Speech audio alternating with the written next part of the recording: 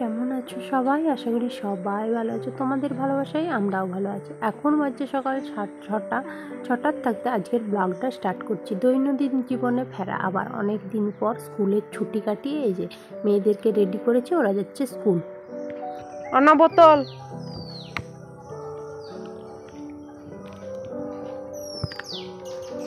Tata.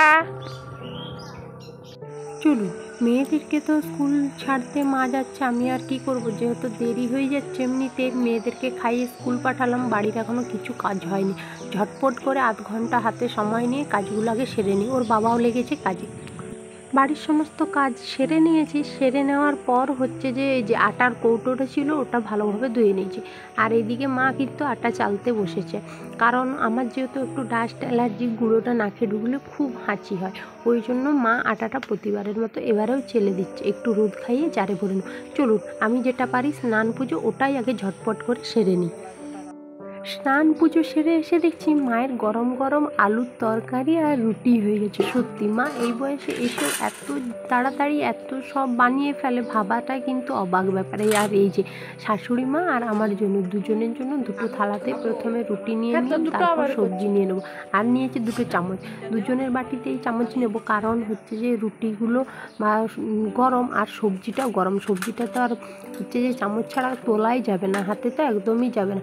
চলুন আগে খাবারগুলো টেবিলে দিয়ে দিই, তারপর শাশুড়ি মা আর আমি খেয়ে নেবো। তো মা বললো যে আমি আসছি, তরকারিটা দিয়ে তুই খেতে শুরু করতে, ওই জন্য আমি খেতেও স্টার্ট করে দিয়েছি। আমাদের দুজনের খাওয়া হয়ে গেছে, আর এখানে রুটি সবজি রাখা আছে। মেয়েরা এসে খাবে, স্কুল থাকতে এসে ওরা হচ্ছে খাবে। আর এইদিকে দেখুন, ওরা স্কুল থাকতে এলে আগে জল চায়, তো শুধু জলটা তো বাচ্চাদেরকে দেওয়া যায় না, তাই ওদের জন্য রোজ আমি একটু করে নুন চিনি জল বানিয়ে রাখি, তাহলে এসে নিয়ে দেখি দুই বোনে হাফ হাফ করে খেয়ে নেয়। প্রচুর গরম। শরবত কি খাচ্ছু? রোল। পয়সা কোথায় ফেলে?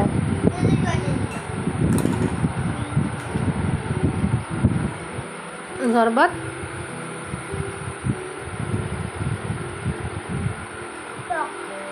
ওইটা মিষ্টি, তো এই জন্য এটা টক লাগবে।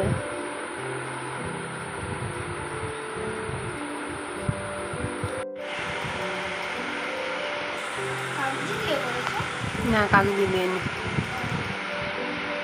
মেয়েদের আসতে হাত পা ধুয়ে ওদেরকে খাবার খাইয়ে দিয়েছি, খাইয়ে দিয়ে আর এইদিকে দেখুন বাদামগুলো রোদে দিয়ে দিয়েছি, কালকে একটু ছাড়িয়েছিলাম, আর আটাটাও রোদে দেওয়া হয়ে গেছে।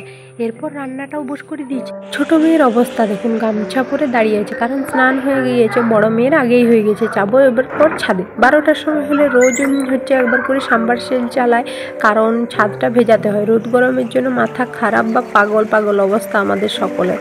আর কেন ভেজায়, তো তাপটা নামে না, ওই জন্যই ভেজানো হয়। ওপরের যে একটা তাপ হয় ওটাই নামে না, যেহেতু এমনিতেই ড্যামেজ হয়ে গেছে, ওই জন্য আবার বাগানো হবে। তাই আজকে আপনাদেরকে সাবমার্সিবলের জলটা দেখাবো।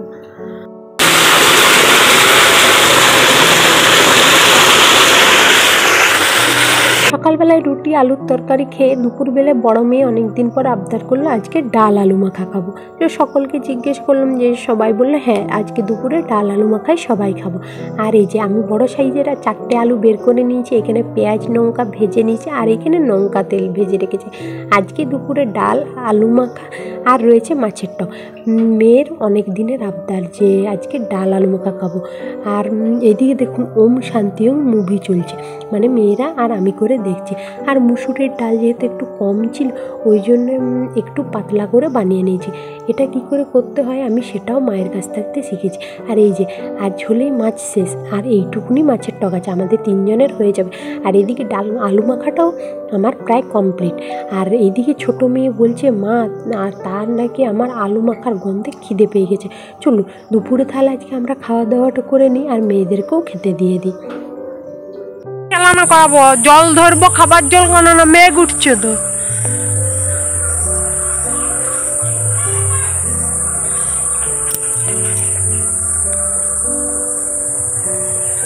চালাও তুমি, সেইয়ার দিকে ঘুরাও, আমি তারপরে করছি। ছোট্ট মেহমান আমার কুচু কি সুন্দর মালা করে দিচ্ছে, যে কি না মুক্তা, मुक्ता को माला पहना दिया कुचू ने, हमारे कुचू ने मुक्ता को माला पहना दिए। मुक्ता চল বেটু তুই তোর মুক্তার সাথে খেল, আমি সাম্বারসেল জ্বালাতে চললুম। তুই কি করতে যাচ্ছ? দিদিকে জল খাওয়া দে, তবে নিজে খেতে। গরমে এই একতলা ঘরে মাথাটা খারাপ করার মতো গরম, এত গরম যে কি বলবো, অবস্থা খুবই খারাপ। তার জন্য রোজ যেটা করি, সকালবেলা একবার, দুপুরবেলা একবার, বিকেলবেলা একবার ওটা ছাদটা সাম্বারসেল জল চালিয়ে পাগলের মতো ভেজায়।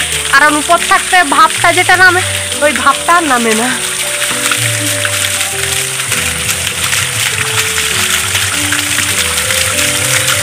আর এইখানটাতে বেলপাতাগুলো এত কাছে হয়েছে দেখুন, যখন তখন বেল গাছে হাত দিতে নেই, হাত দেওয়া হয়ে গেল আর একটু হয়ে যায়।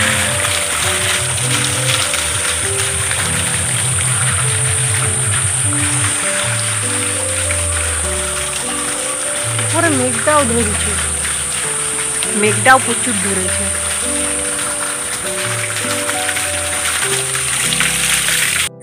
প্রথম বাড়ির কিছুই কাজ পারতাম না, সব কিছু মা শিখিয়ে দিয়েছে, মা বলে দিয়েছে। কথাই বলে না, মাথার উপরে একজন বড় লোক থাকা বা বড় ছায়া থাকা, বটগাছ থাকা একটা খুবই জরুরি। তো মা আমাদের কাছে সেই স্থানে রয়েছে, মায়ের কাছ থেকে সব শিখে গেছি। চলুন, মেঘ ধরেছে, নিচে নামতে হবে আর সাম্বারসেলটা বন্ধ করতে হবে। এই মাত্র দেখবে একটু গরমের জন্য ছাদ ভিজালাম, আর এখনই জল ঝড় বৃষ্টি আরম্ভ হয়ে গেল। হ্যাঁ, আমাকে ঠাকুর প্রণাম করতেও যেতে দিবেনি।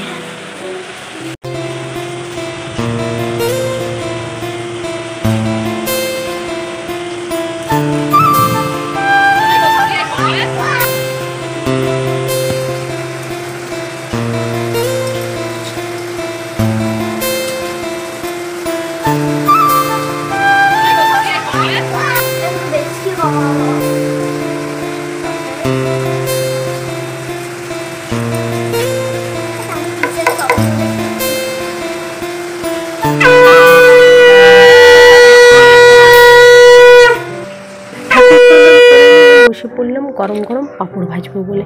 মেয়েদেরকেও ভেজে দেবো, বড় মেয়ে এসছে যেহেতু ওকেও ভেজে দেবো, ছোটো মেয়েকেও দেবো, ঠাম্মিকেও দেবো, আর তোমাদের দাঁড়া ভাজবো দেবো। তো সবাইকেই দেবো, তার জন্য কারণ নেই, অন্ধকারের মধ্যে বসে পড়লাম পাঁপড় ভাজ।